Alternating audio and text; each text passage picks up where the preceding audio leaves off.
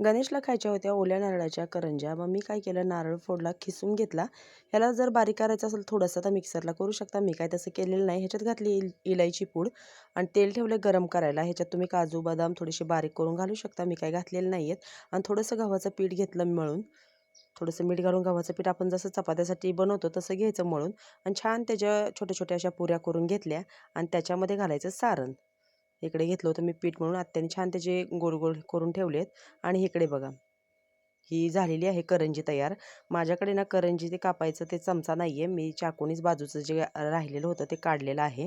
आमची तन्वीबाई असते ते छानपैकी डिझाईन करून दिली असती मला बाजूनी.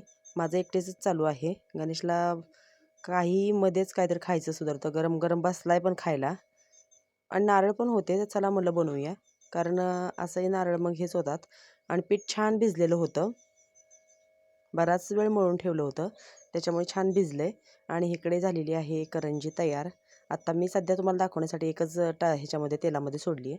एका वेळी 2-3 सोडल्या की पटपट तळून होतात. मी काय करते 2-3 लाटून घेते, भरून घेते आणि मग तळून घेते. असं चालू होत्या माझ्या चुलीवरच्या ओल्या नारळाच्या करंज्या. तर तुम्ही कशा बनवता हे मला नक्की कमेंटमध्ये सांगा आणि माझ्या करंज्या कशा झाल्यात ह्या पण मला नक्की सांगा. तर मोदक पण असे बनवलेले खूप छान होतात तळून किंवा उकडून.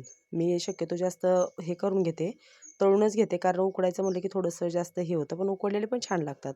अशी पुरी घेतली लाटून आणि त्याच्यामध्ये हे सारण असं भरून घेतलं आणि जसं आपण करंजी करतो तसं त्याला बंद करायचं आणि बाजूने दाबून घेतलं आणि जे काही शिल्लक राहत होतं ते मी हे करून पीठ जे होतं ते शिल्लक राहिलेलं पीठ मी बाजूनी चाकूने कापून घेतलं. माझ्याकडे ना करंजीचा चमचा नाही आणि अशा लालसर छान मस्त त्या ह्याच्यामध्ये तेलामध्ये तळून घ्यायच्या. तर कशा वाटल्या करंज्या नक्की सांगा. भेटूया अशाच एका नवीन व्हिडिओमध्ये.